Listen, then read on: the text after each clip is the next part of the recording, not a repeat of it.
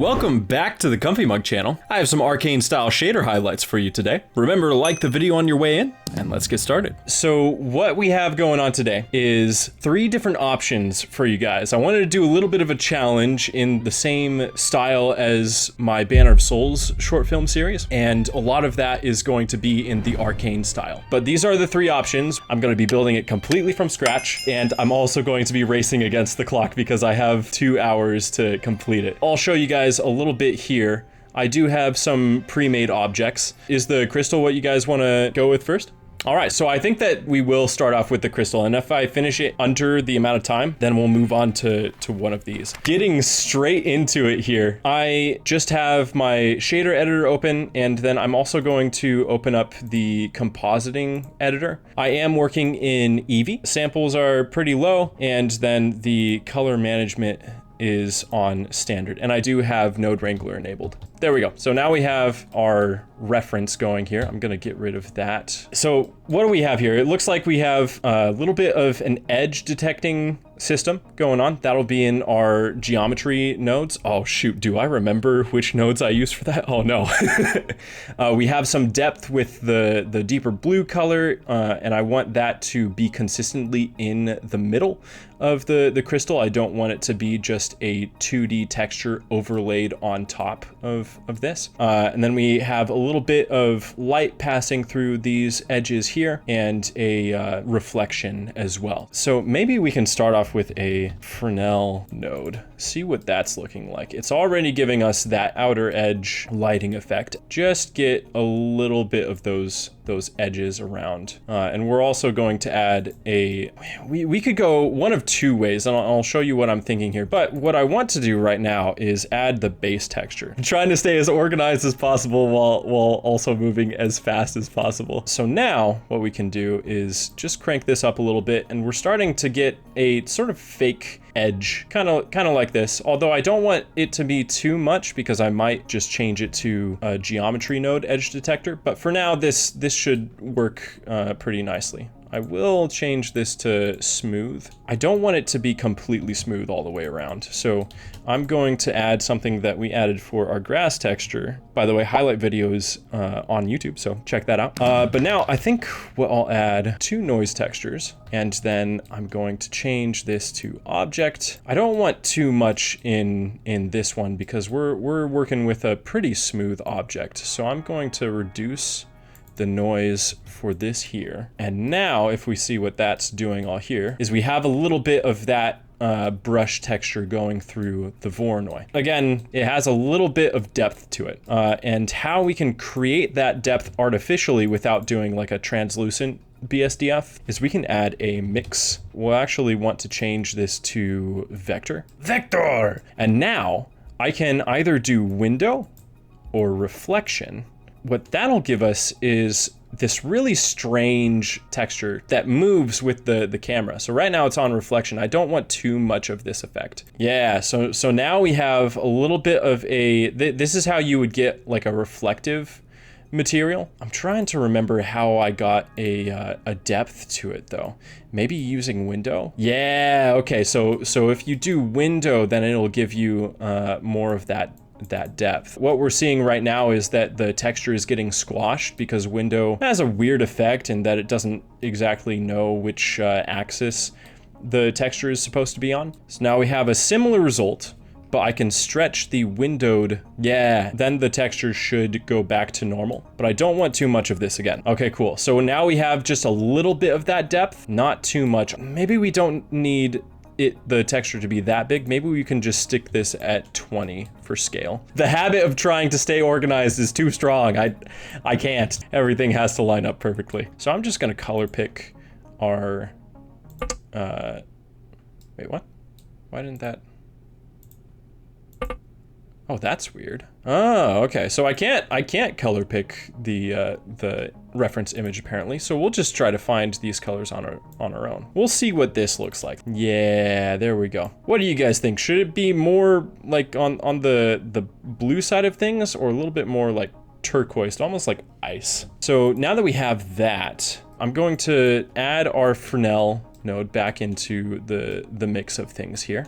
Okay, cool. So now we have a little bit of those harsher, almost like line work. Give it a little bit more of a stylized look. And we'll also change this to a different color than just the base color. We want this to be less saturated so that it stands out more. What I want to do is add a slight spherical gradient in the middle of this. Gradient, there we go. I also want to make it so that this stays the same all the way around. But if it's windowed, then if I zoom out, then the gradient texture will stay the same size to the camera view. Let's figure this out here. I'll have to readjust some things, but we'll see how that works. Oh yeah, it has the same problem. See, if it looks great from here, but if I zoom out or zoom back in, well, hang on a second.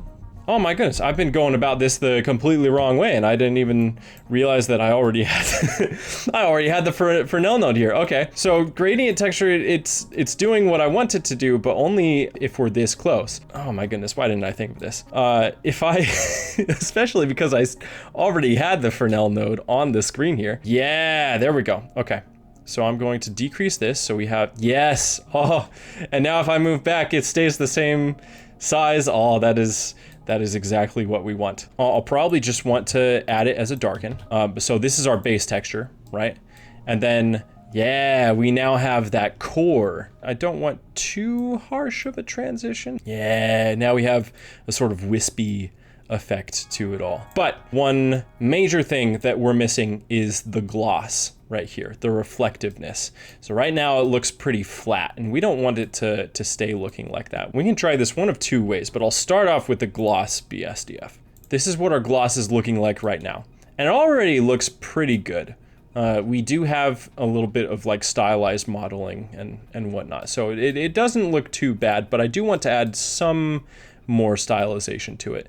Might also want to make this slightly less rough. But yeah, so I'm gonna mix the gloss with the base texture, but I'm gonna do that through the factor once again. But it's looking a little bit too realistic for my taste. We could also do the same thing that we did for the Fresnel with the linear light there. Let's try that. You can't go wrong with an effect that works every time. Okay, so now I'm seeing a little bit of that texturing going on here. We don't want too much, but I also want to increase this slightly as if it was painted on a separate layer. It's not quite as gradient oriented as this here, but it works for what we're going for, and we can always change that slightly later. But yeah, now what I think I'll add is the edges here. What would you call them?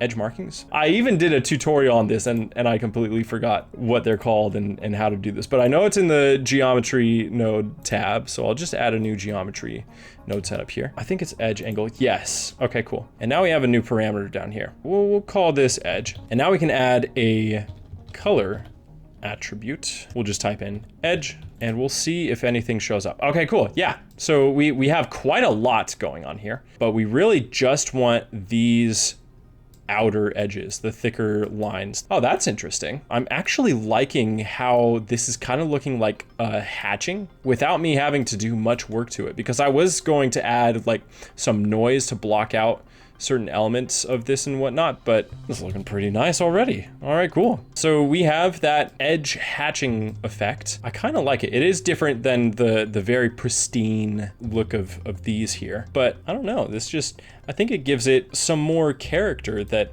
we didn't quite have before. It's a good attempt. Thank you.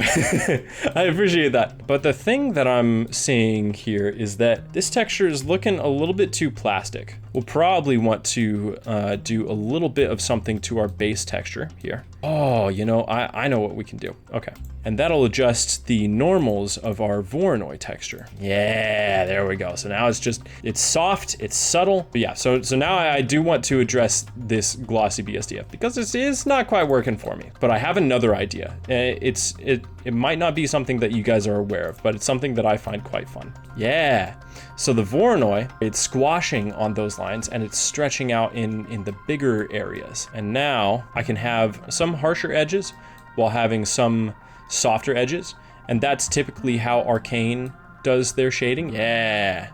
Now we're getting something interesting. Don't want it to be too much. I feel like that's the I feel like that's the theme for this stream. Oh, it's definitely the theme for this stream. And this is only half. Not too much. It is too much for my brain to handle. I don't want too much of this effect, but I don't want too much of this again. Not too much. But I don't want it to be like too harsh on the edges. So then I don't want too much,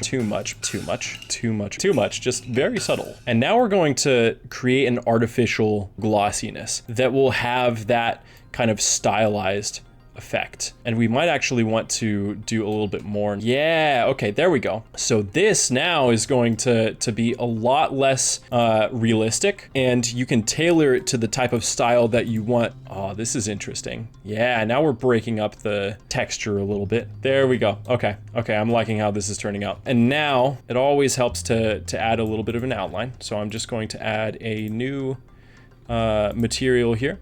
Backface calling for shadows and camera. We'll go with 0.02. Offset the material by 1. Okay, interesting. That wasn't quite enough. We'll go with 0.002. This is looking a little bit like Borderlands to me, if you guys know that video game. I think the reason why is because we have a lot of detail for the edges, and we want to smooth that out a little bit more. Definitely giving us an interesting result. So I'll put this at, say, 80. Yeah, there we go. So it's not completely on every edge, but it is giving just a little bit. And I wonder actually if our base texture for the Voronoi, oh wait, no.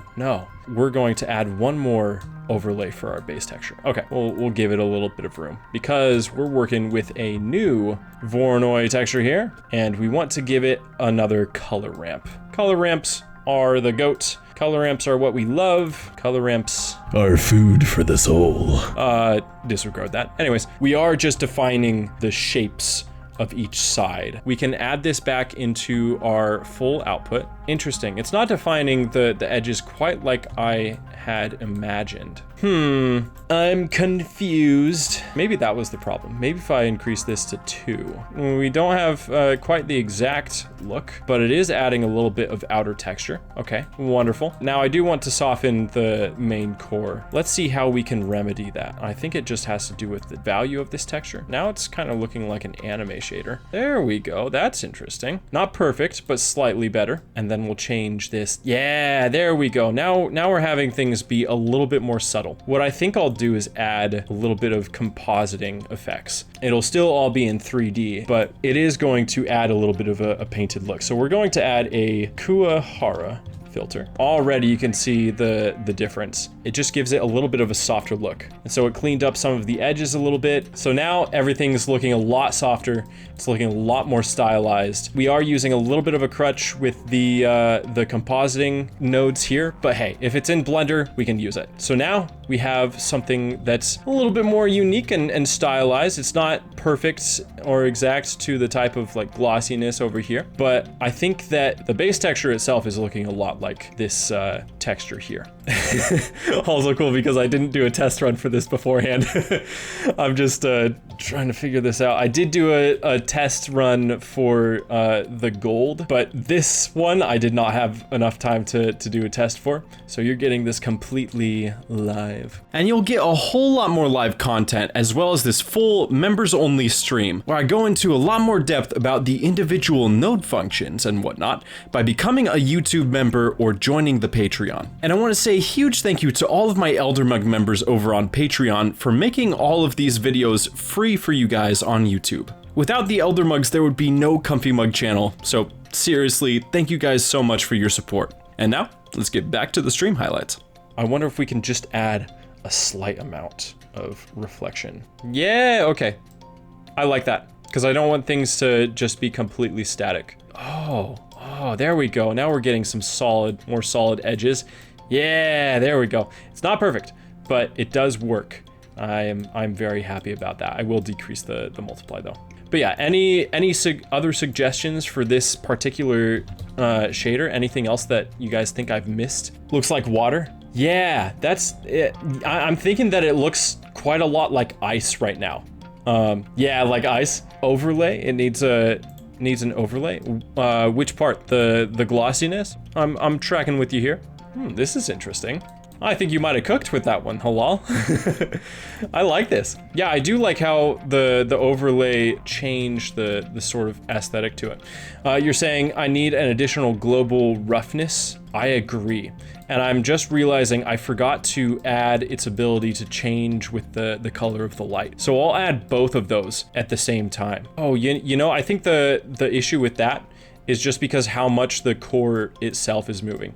If it wasn't moving so much, then it might not look as hollow or as see-through. What I want to have happen is have this core fade out all the way until it's like out here. Oh yeah, okay. So increasing it does have, or increasing the IOR does have a little bit of that effect. Okay, so things are starting to look a little bit better. I know that it's kind of overtaken the whole thing, but we'll adjust that. There we go, that's looking nice. I don't know if it changed a whole lot, but I do think it looks a little bit more solid, even though we kind of just expanded the core. So it still does have that sort of like core inner movement and whatnot, but not too much to where it's not too harsh or too small to where it seems like it's hollow or liquidy. I like how that's turning out, but now what we need to do is give it the ability to adjust to the color of the light. And that'll affect, that'll make it slightly darker. So we do want to be mindful of that. See if I change this down. I don't want it to have too much of an effect there. Oh, that's making it look softer anyways. But if I go to our sun, then we can change the color of this. I believe I can add another point light in here. But yeah, I think that this almost kind of looks like a World of Warcraft shader. Definitely has a lot of Arcane inspiration to it. Oh, thank you. I'm glad you like it. For a minute there while we were halfway through it, I was kind of worried that it wasn't gonna look good by the end of it. Yeah, I wonder what it would look like without the solidify modifier, the edge. I kind of like this better for an Arcane style. It has that more 2D anime look with the outline, but without it, it puts it in that sort of like concept art type realm. And it's so interesting how just adding that outline or taking it away can affect the overall look of something so much. And actually, if we can just play around with some of the colors for the crystal here, I'm not going to change any of the colors in this. I like the values themselves, but I will add a hue saturation value node. Oh, hey Grace, how's it going? What a great result. I have no clue how to achieve this, so there's no way I can contribute, but wow, nice. Oh, thank you. And luckily for you, you can go back and rewatch this whole stream after I'm done streaming it. And you'll be able to learn all of the ins and outs of how I did this. We have, I guess, a mini tutorial here for you. That's probably a little bit more all over the place than most tutorials. Okay, ooh, so now with the hue, saturation, and value node, we have the ability to change this crystal's color to anything that we really like want. And I like having the saturation for the edges. Oh, that's interesting.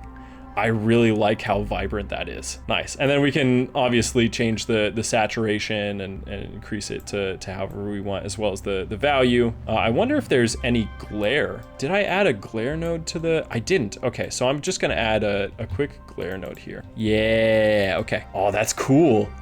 That's really cool. Oh, I want to bring it back to the unnatural green texture. Oh, wow. I like that. You like the emissive, Grace? I think I like it too. Might be a little bit too bright for the color. Yeah. And let's play around with the hue again. That's a cool green color. I like it a lot. And we can change this to, that's turquoise.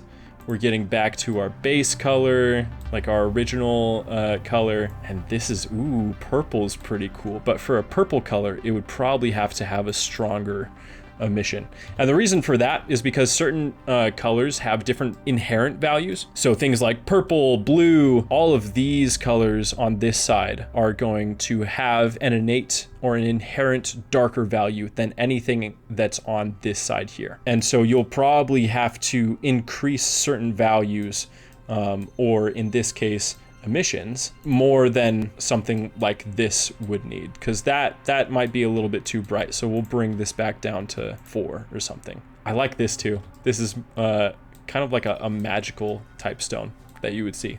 Almost like the luminous stones in Zelda Breath of the Wild. If you guys have played that game, this is kind of that color. But yeah, before stream ends, I'll just show you guys the gold shader that let me open this up. I was playing around a little bit more, and I'll bring up the reference image real quick. And so I was really trying to recreate this particular glossy look.